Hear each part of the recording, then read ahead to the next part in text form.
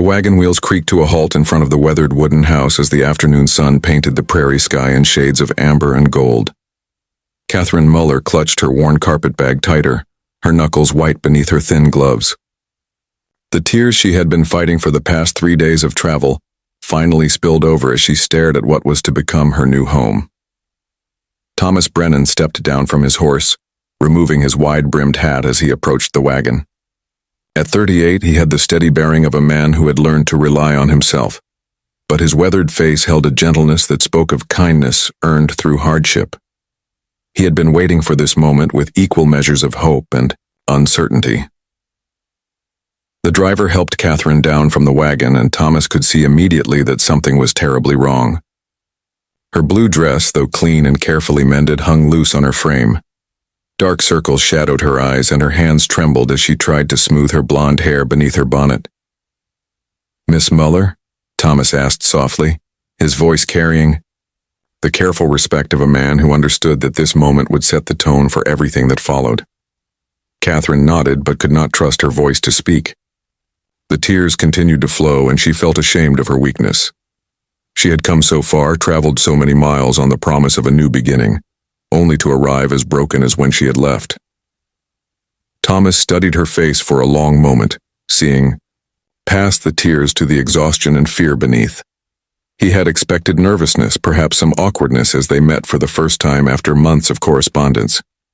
But this was something deeper, something that spoke of pain that had nothing to do with their arrangement. "You do not have to pretend with me," he said quietly, his words carrying a warmth that surprised them both. "Whatever has brought you to tears, whatever has happened, you are safe now. We can figure out the rest later." His unexpected kindness only made Catherine cry harder. She had prepared herself for awkwardness, for the business-like arrangement they had discussed in their letters. She had steeled herself for the possibility that Thomas might be harsh or demanding. She had not prepared for gentleness. "I am so sorry," she managed between sobs. "I know this is not what you expected. I know I am not what you expected."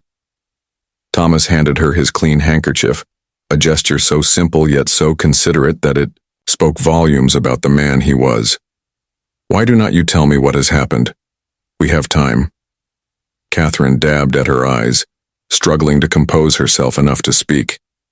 "My father died 2 weeks before I was to leave Boston. I had no money for the funeral, no money for anything. I had to sell everything we owned just to pay the debts he left behind." She looked up at Thomas, her eyes filled with shame and exhaustion. "I spent the last of my money on the train ticket here. I have nothing left.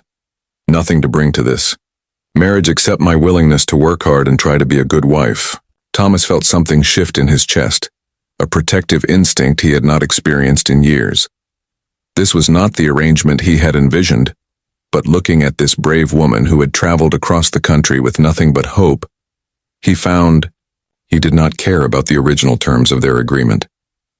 "I am sorry for your loss," he said, and she could hear the sincerity in his voice. Losing a parent is never easy, and having to handle everything alone must have been overwhelming. He gestured toward the house where warm light glowed in the windows. "I built this place hoping it would become a home, not just a house. I have been living alone here for 5 years, and I have learned that a home needs more than just one person to make it complete." Catherine looked at the modest but well-maintained farmhouse, the neat garden, the sturdy barn in the distance. Everything spoke of a man who took pride in his work and cared for what was his. "I do not need you to pretend to be something you are not," Thomas continued. "I do not need you to be perfect or to bring me wealth. What I hoped for when we began writing was a partner, someone to share the work and the joys of building a life together." He paused, choosing his words carefully. "If you are willing, we can start as friends. There is plenty of room in the house, and you can have all the time you need to decide if this is truly what you want. There is no pressure, no obligations, beyond what you choose to take on." Catherine stared at him in amazement. "You would do that? Even though I have nothing to offer?"